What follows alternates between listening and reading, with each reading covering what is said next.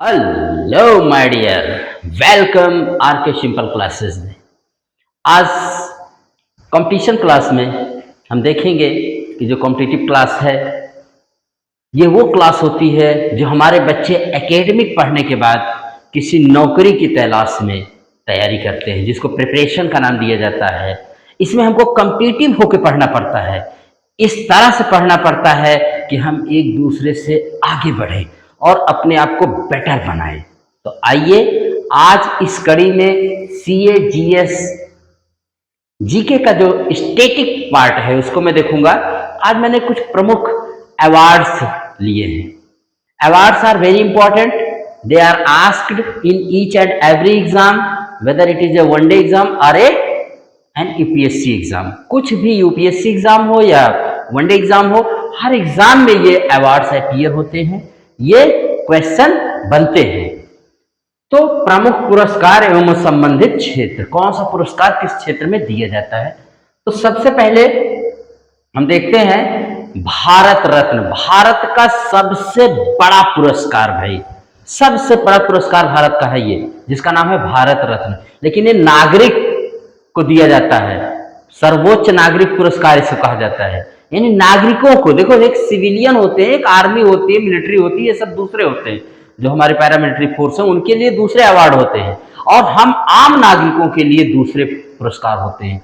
यूं तो पुरस्कार कई क्षेत्रों के होते हैं, वैज्ञानिक क्षेत्र के, विज्ञान के क्षेत्र का अलग, कला का अलग, फिल्मी क्षेत्र का अलग। लेकिन भारत में सबसे बड़ा जो नागरिकों को दिया जाने वाला पुरस्कार है वो कौन सा है? भारत रत्न। एक दिया जाता है कला, साहित्य, जन सेवा तथा विज्ञान के क्षेत्र में विशिष्ट योगदान के लिए। बहुत बड़ी जब आप सेवा कर लीजिए, भारत सरकार को ये लगे कि इससे ज्यादा इस क्षेत्र में सेवा नहीं हो सकती है, तो आपको दिया जाता है भारत रत्न। याद रखिएगा, भारत रत्न पुरस्कार। ठीक है। पद्मा अवार्ड्स, इसके बाद आते हैं पद्मा अवार्ड्स। पद्मा पुरस्कार 3 प्रकार के होते हैं। ये भी वही क्षेत्र है, जो ऊपर वाला है वही इसमें भी है, बस फर्क इतना है कि वो सर्वोच्च है और ये पद्मा अवार्ड में आते हैं। तो पद्मा अवार्ड में 3 प्रकार के पुरस्कार होते हैं, पद्म श्री, पद्म भूषण और पद्म विभूषण।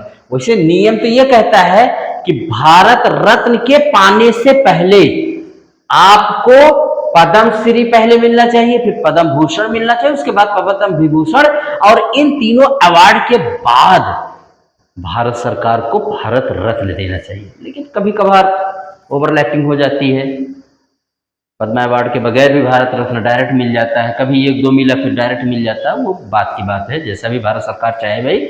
लेकिन एक खास बात देखिए कि इन तीनों अवार्ड में जो पद्मा अवार्ड होते हैं भारत रत्न, इसमें आपको मनी प्राइज नहीं मिलती, मतलब आपको इसमें कोई पैसा नहीं मिलता है। नहीं तो आप सोचिए कितना बड़ा पुरस्कार होगा तो उतनी बड़ी इसमें राशि, बड़ा पैसा मिलेगा। नहीं नहीं, ऐसा कुछ नहीं होता है। इसमें आपको कुछ भी नहीं, आपको सिर्फ सम्मान दिया जाता है और आपको, हाँ, आपका नाम बहुत हो जाएगा, सम्मान बहुत मिलता है। आपका माने बहुत ही विशिष्ट व्यक्तियों की श्रेणी में आपके आ जाएंगे, आप बहुत वीआईपी क्या वीवीवीआईपी हो जाएंगे। लेकिन आपको पैसा नहीं मिलेगा, ना पद्मा अवार्ड में मिलता है ना भारत रत्न में मिलता है। तो इसलिए पुरस्कार राशि इसमें मत याद रखिएगा। अब उसके बाद आता है विश्व का सबसे मशहूर पुरस्कार, जिसको कहते हैं नोबेल पुरस्कार। तो कितने क्षेत्रों में दिया जाता है? 6 क्षेत्रों में। कौन से 6 क्षेत्र हैं? तो साहित्य, लिटरेचर, चिकित्सा, medicine, physics, chemistry, peace and economics. यानी साहित्य, चिकित्सा, भौतिक, रसायन, शांति एवं अर्थशास्त्र, इन 6 क्षेत्रों में दिया जाता है नोबेल पुरस्कार। इस पर पूरा चैप्टर बनता है। आपको इतना याद रखना कितने क्षेत्रों में दिया जाता है, 6 क्षेत्रों में। एबेल पुरस्कार, इसे गणित का नोबेल पुरस्कार कहते हैं और ये गणित के क्षेत्र में दिया जाता है, एबेल पुरस्कार। उसके बाद है पुलित्जर पुरस्कार। पुलित्जर पुरस्कार भाई कहां दिया जाता है? पुलित्जर पुरस्कार भाई पत्रकारिता में, जर्नलिज्म के क्षेत्र में दिया जाता है।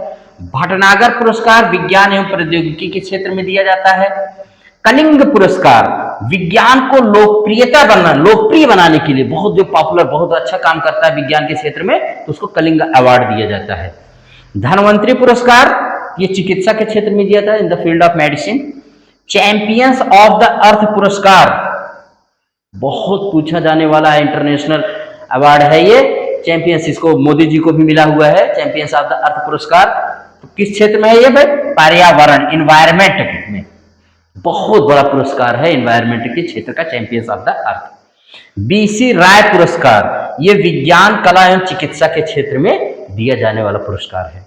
द्रोणाचार्य पुरस्कार, ये खेल गुरु को दिया जाता है, खेल के क्षेत्र में आएगा, खेल के क्षेत्र में, और स्पेशली कोच को दिया जाता है। जो कोच होते हैं, जो प्लेयर्स को ट्रेनिंग देते हैं, उनको दिया जाता है। द्रोणाचार्य आप जानते हैं, उनके द्रोणाचार्य गुरु थे ना, तो उनके नाम पे द्रोणाचार्य पुरस्कार दिया जाता है। अर्जुन पुरस्कार, तो अर्जुन खिलाड़ी था, अर्जुन एक खिलाड़ी रहे हैं, तो ये खिलाड़ियों को, प्लेयर्स को दिया जाने वाला खेल के क्षेत्र में बहुत बड़ा पुरस्कार होता है। द्रोणाचार्य खेल, और खेल में सबसे बड़ा भारत का सरकार का पुरस्कार कौन सा है? मेजर ध्यानचंद खेल रत्न पुरस्कार। मेजर ध्यानचंद खेल रत्न पुरस्कार खेल क्षेत्र में सराहना एवं जागरूकता के लिए दिया जाने वाला भारत सरकार का सबसे बड़ा खेल क्षेत्र में दिया जाने वाला ये पुरस्कार है। पहले इसका नाम हुआ करता था राजीव गांधी खेल रत्न पुरस्कार, लेकिन अभी हाल ही में इसका नाम बदल करके भारत सरकार ने क्या कर दिया? मेजर ध्यानचंद खेल रत्न पुरस्कार। उसके बाद है मैन बुकर पुरस्कार। मैन बुकर पुरस्कार भी साहित्य के क्षेत्र में दिया जाता है। ज्ञानपीठ पुरस्कार भारत सरकार का सबसे बड़ा साहित्य में दिया जाने वाला पुरस्कार, साहित्य का सबसे बड़ा पुरस्कार ये कौन सा? ज्ञानपीठ पुरस्कार। इसको हम क्या कह सकते हैं? साहित्य के क्षेत्र में दिया जाता है ज्ञानपीठ पुरस्कार। सरस्वती सम्मान, ये भी साहित्य के क्षेत्र में दिया जाता है। व्यास सम्मान, ये भी साहित्य के क्षेत्र में दिए जाने वाले पुरस्कार है।